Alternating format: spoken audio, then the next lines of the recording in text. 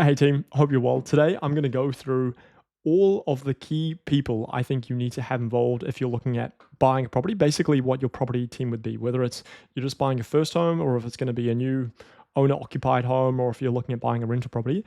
These are all the people that you need to consider having on your team, and also why they're important. So it's basically I'm going to go through these five people on the team and how they can be of importance and what you need to consider and look for each individual one. So this is pretty generic. You're probably looking at this right now and thinking like, oh, I don't need to watch this video. I already know about all the stuff. But there's some key things that I would be considering for each of these and why you should maybe use a specific one, because there's a lot of different brokers, there's a lot of different lawyers, builders, etc.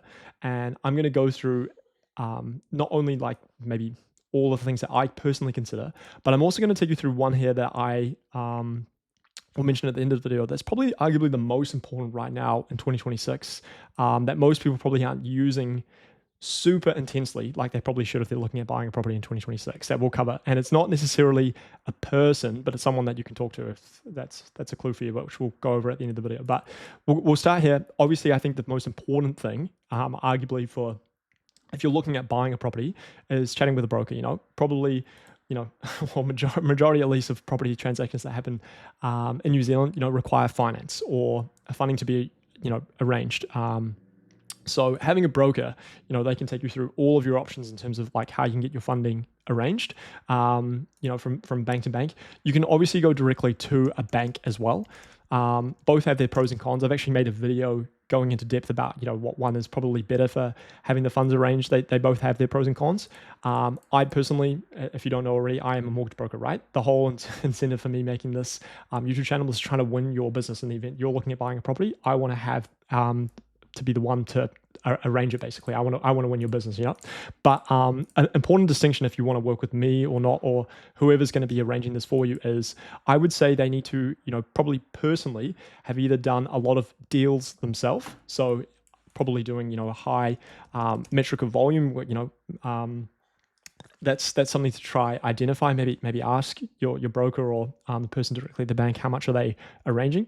That's all obviously gives a lot of confidence and certainty that maybe they have good connections with the bank and have a good track record. And the other one I would also look into is, do they personally have property themselves? Like it's probably a bit of a red flag if someone's giving advice on these things and they actually don't maybe have a mortgage themselves. That was something. Honestly, when I first got in the industry, I thought it was really important for me to actually, personally have a mortgage myself and, do quite a bit of volume, because why would someone want to work with me? And now I feel like I'm very comfortable with the service I provide because I have both of those things and I can provide a good service. So that's something I would consider, at least if you're looking at buying a property, whether it's a rental or occupied and all those things, is that. Now, that's probably the most primary one. Sorry, my cat's going off. Give me 2 seconds.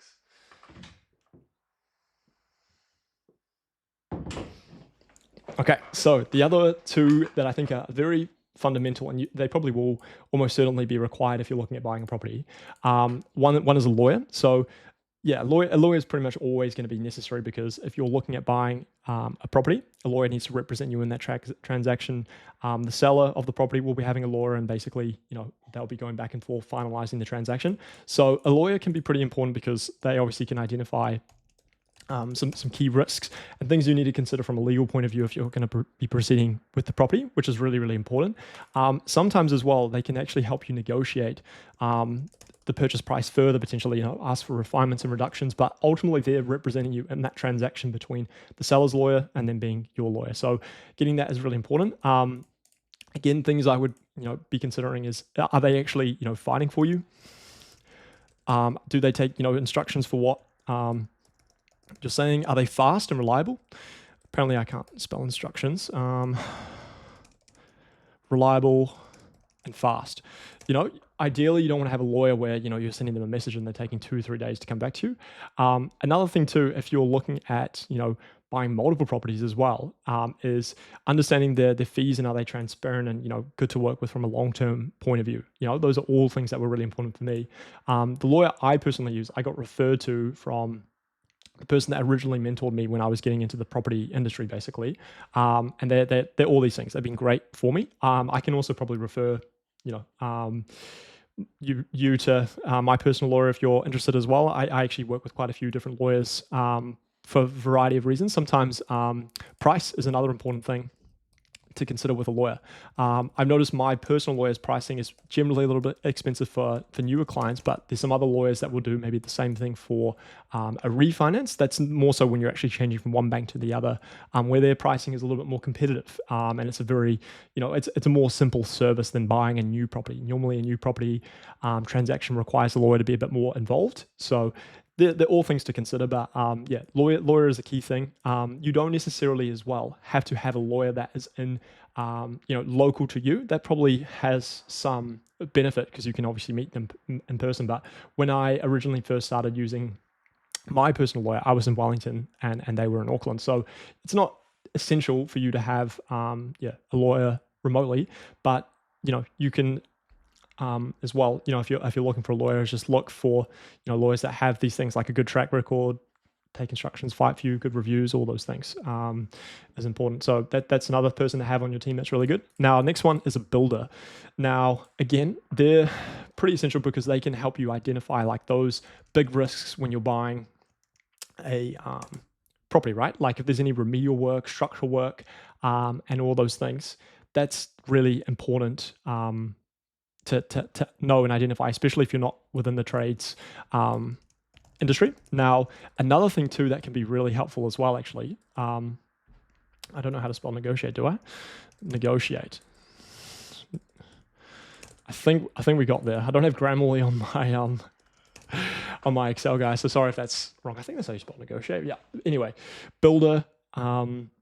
Can help with negotiating. So the reason why is, say for example, I recently have had a property accepted for 330K and it's on the basis of all the data that is being provided to me, okay? So for example, they might not have disclosed that the roof is in a bad condition, and my builder might identify that and say, look, in the next couple of years, the roof is going to need to be replaced. It's going to be a 20-30 grand job. Here's pricing from different roofers in the area for the work that's going to need to be done. And I might say, holy heck, like I've got to actually refine this. I've said that I'll be buying it at 330, but if I'm going to have to replace the roof in 3 years' time, it's going to take me 20K to do. Am I going to be paying for that? I don't really want to. I didn't necessarily agree to that being done. So I might be able to ask for a refinement in price purely because of that, and if they're not going to be cooperative, then maybe I'll just pull out of the agreement because I didn't know about it up front. So they can be quite helpful on that. And they can also, I let you know, like the risks in regards to like other things you might need to consider, like that might be coming up, or, their problems with the cladding, piles, like all of those things. From their point of view, what's the longevity like going to be for the property and all those things. Now, another thing too, that personally I think is quite good to have is if you get a building report done, that builder is technically legally liable for that report, So in the event, say, you go to buy the property and the builder hasn't disclosed those things from that report that you paid $500, $600, $700 for them, they're technically liable for that work. Now, it's not great in the event that you buy a property and then the builders, not identified these things and you're having to come and chase them, and then, it becomes quite an uncomfortable situation. But it does give you a little bit more protection as the purchaser in the event that if you paid for that information and, being given a legal document identifying the risks with the report, it puts you in a position of comfort that, you can just have that insurance basically, It also can be good as well if you get a building report to actually have like, more certainty of insurance when it comes to claim time. Like say, for example, if there is a, natural disaster and you just, blows off the roof of the building and you have a building report that suggests that the roof has been completely fine. Here's the data for it prior to the natural disaster that happened. Getting a claim should be a little bit easier in that scenario. Whereas if you don't have that information up front, maybe getting the claim is a little bit harder for whatever reason, So it can be really good to have that information up front for all of those different regards and having a good person on your team. Now, another thing as well is maybe trying to find the right builder can be a little bit hit or miss. Like I've ordered quite a lot of building reports over the last 2 years, and sometimes you're obviously having to have a builder do an inspection that you've never worked with before. Maybe you've been referred to them by the agent, or um, maybe you've just searched on Google and you're hoping for the best. But yeah, I think just key things for any sort of service, kind of maybe what I've mentioned as well with the broker or lawyers. Have they done a lot of volume? Do they have good reviews? And those basic things for anyone doing a service is probably what I would look and identify first. Maybe pricing is another thing as well, but they're things to consider, and it's another essential, I would say, to have on your team. Have a builder partake in helping you with a transaction for all those things, because if you think for what you're getting, if you're going to be proceeding with a property, say getting a building report was $700 and they can help with all of those things, that's a good return on investment if you can identify those risks, maybe help negotiate the price further, getting insurance, helps in the event of making claims. Those are all really helpful things. Now, the two other people to have on your team or consider, especially if you're going to have your property as a rental, primarily these things actually aren't essential at all if you're going to be having a property as an owner-occupied property. But if you're going to have a rental, these are really important. So another one is accountant. One is an accountant. I would say for this, I have personally had a bit of a tough time trying to find a good accountant until recently. I decided that I wanted to invest in an accountant that had a really good track record and probably one of the more expensive ones in New Zealand, because I wanted someone to take care of it for me, someone to be faster. And, there's that saying that, accountant is worth their weight in gold, or they'll pay for themselves, or whatever it is.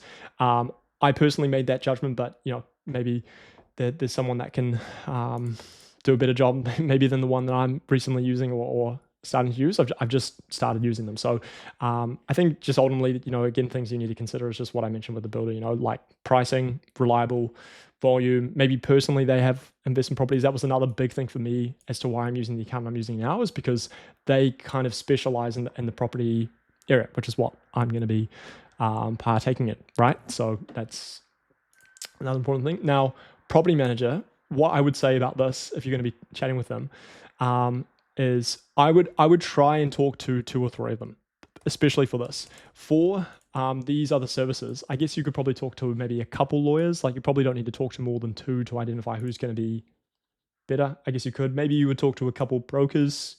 That's another thing. For builders and accountants, probably.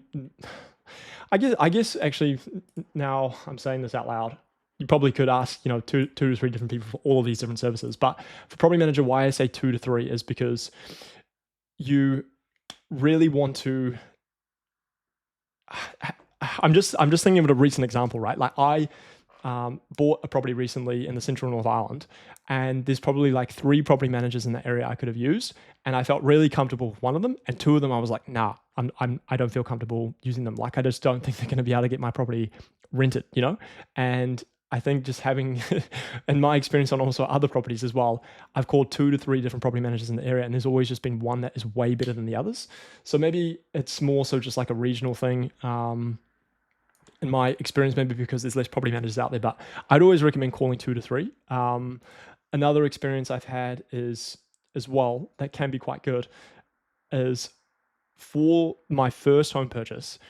Obviously, I had that as an owner-occupied property when I bought it. If you haven't been following the channel, basically, when I bought my first home in Auckland, I had a low deposit. I had to have it as an owner-occupied for a minimum of 6 months before I even considered renting it out, if that's something I wanted to do, which I now have done.